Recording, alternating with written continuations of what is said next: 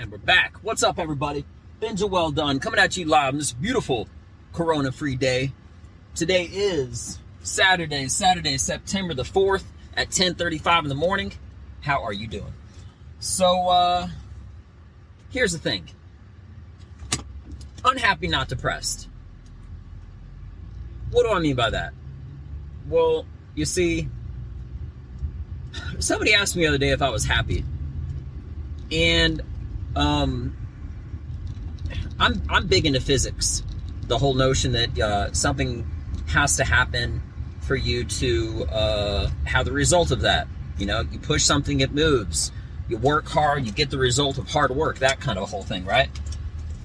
Parallel examples, but you get what I'm saying. You know, I feel like my regular moment is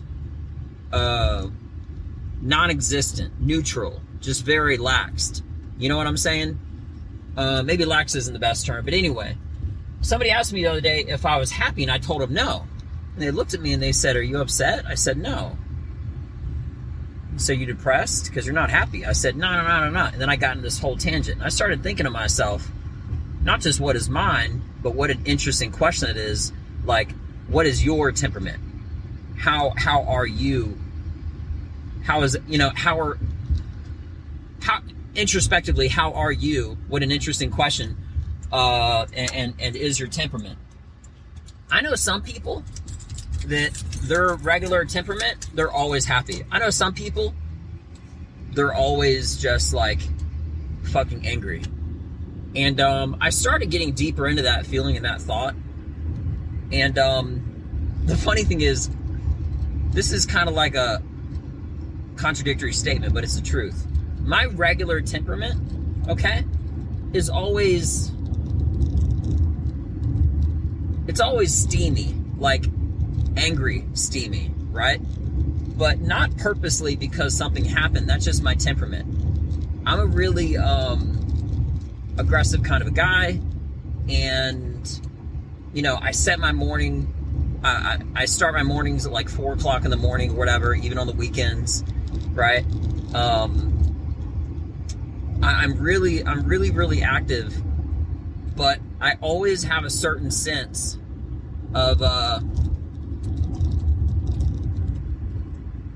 not that I'm lazy, but I always have the feeling like I am behind, even though I'm not. So I'm always pushing forward, because the thing is, like, I'm a big believer that you don't really, I'm on the bumpiest road in Texas right now, but anyway, I'm a big believer that, you know, you don't ever really necessarily know how many minutes, how many hours, how many seconds, days, etc. you have to do a certain thing. So I always, in the military, we call it front loading. Okay, front loading your rucksack, or if you're doing like a march or something like that, or front loading your day, which means you compress every single thing into the morning. This way, you guarantee have more excess of your night. And if you need more hours, minutes, etc., because you started early and you have discipline, then you have enough hours, minutes, days, etc. to get whatever you're done accomplished. Now, on the days that I'm trying to get a lot done and everything, and I don't get everything done, I'm glad that I started at 4 o'clock in the morning, because I'd be even further behind. So the next day I catch up.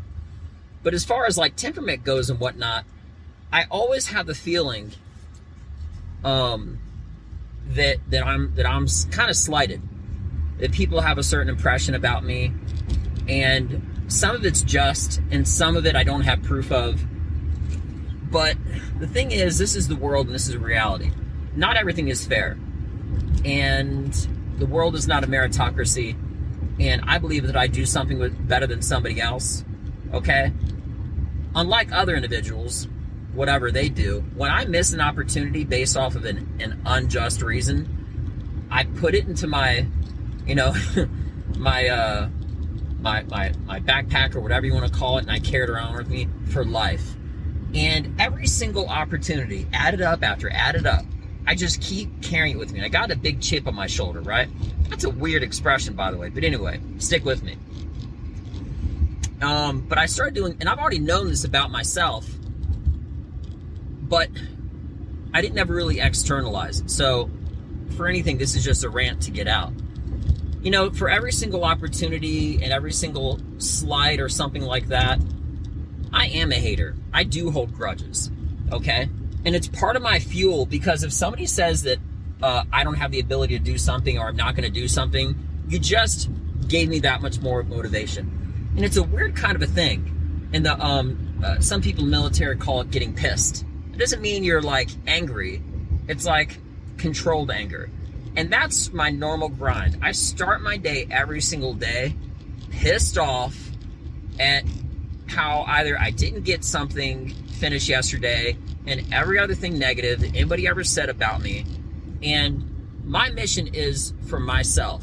But my secondary mission, I have plenty of auxiliary motivation for all the shit talkers and all the haters that said that I couldn't do something, that I can't do something, or I'm not going to do something. Okay? Now, privately, I keep my goals to myself. But publicly, especially if it's on a competitive level, let's just say it's a jiu-jitsu or a comedy or whatever, everyone outrightly wants to be better than somebody else. That's just natural competition. But I know how hard I work.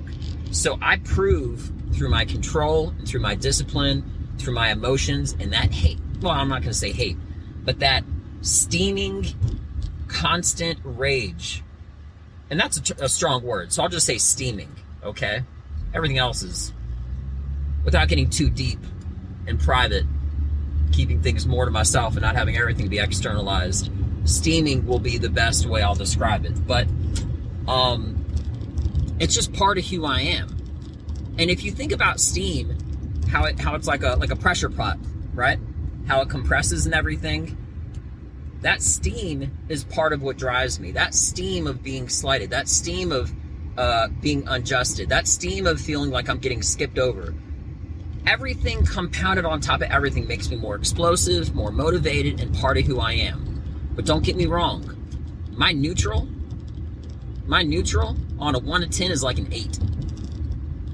You know, I told a buddy of mine the other day, you don't ever want to assume how someone will react to something. Okay? Now, just give a perfect example. If there was a guy similar to me, okay, but let's just say he's also running it at 8, but he externalizes it differently. He might be violent. He might do certain things. They might be, like I said, violent, you know, or yell or scream. I don't know any of that. I have this dumb joke that I say. I'm being sarcastic when I say it, but, you know, I do what's most healthy in these situations, which is I stuff it deep down inside of me and let it build up, and I don't ever talk about it. That's like a dumb... See? I feel like I should have a second job for teaching people how to pay attention to green lights and stuff. And we're back. Anyway, in the making. But anyway, it's always a constant thought. It's always a constant notion that I have inside me, but I don't necessarily act on it because I just keep it all internal, and I just let it steam through, you know. But that whole thing about what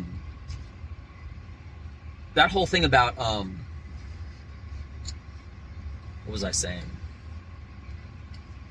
Oh yeah, that whole thing about there being another guy and reacting. You don't ever really know how somebody will react to a certain situation, which is why, in my opinion, you do things. I'm not going to give a specific layout, but I'll just throw the caution up there.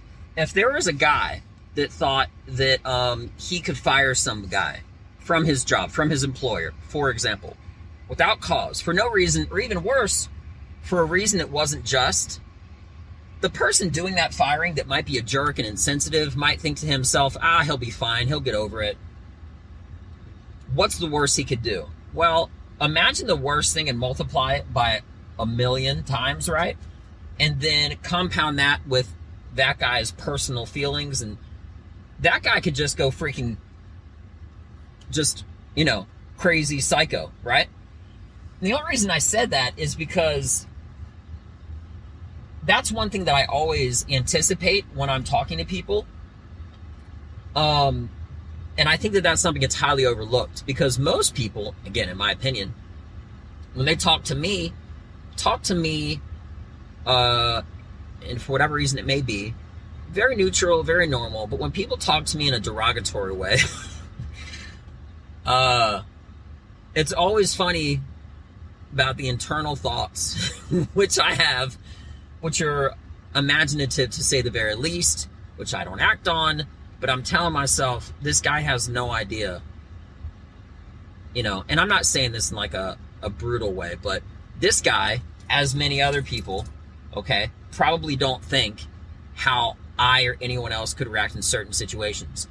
Now, the reason why I say that, again, not trying to be too technical or too deep on myself, but it's because when I talk to other people, I am very cautious and aware of the capabilities of the thoughts of what somebody else might be thinking, which is why when I tell people things, I start to make sure that I formulate in a way to where I could potentially anticipate. And I do that. I put a lot of effort in, not a lot, but enough effort into it when I'm talking to people, to where I can work to get an expected reaction of something that I'm anticipating, to follow up in that conversation in a way that I'm ready to follow up with. And I do that to the best of my degree and ability when I'm talking to people, because again, you don't ever have a clue how people talk. I mean, how people are going to react to. But when the guy asked me how I was doing, and I said neutral, and then he's probably thinking, and that's coming full swing around, oh, he's probably just like normal, calm, and everything else like that. Everybody's normal and calm is different. New York City, calm might be a 5, okay? In a beautiful paradise city, calm might be like a 2. Like, you're more relaxed than ever. But my calm and relaxed, okay, in all honesty, is like an 8. But I'm just steaming. And that's part of my motivation. That's part of who I am. And that's just me. So, a little bit of externalizing, for lack of better words. Maybe some interesting thoughts of how you could think of where your neutral is, and what your neutral is in compared to somebody else's neutral. That's like if you say it's hot, well, what's hot to you is what's hot to somebody else. If you say, oh, this guy is tall compared to who? Another taller guy beside him? All of a sudden that guy's not tall anymore. You know what I mean? So I feel like a lot of things like that are based off of perspective. But anyway, that's just a little bit more detail about how I am, how I roll, and my thoughts. So when you see me on stage, you'll see it. You'll see it, because I externalize it a lot on stage. But that's part of what I love, and that's part of the fun about it, because I can just be fully, me to the fullest degree. Not the fullest degree, but a very close degree as possible. So this was fun, getting to know me. Again, this is always so you can kind of get to know me off stage. Maybe have some interesting questions for yourself that you might not have thought of, maybe not. But with that being mentioned, I got to pump up some gas because I'm all there on E, and then I'm going to go to training. So everybody have a beautiful day. Thank you so much for your time. I'm Benja Welldone. Check me out. Peace.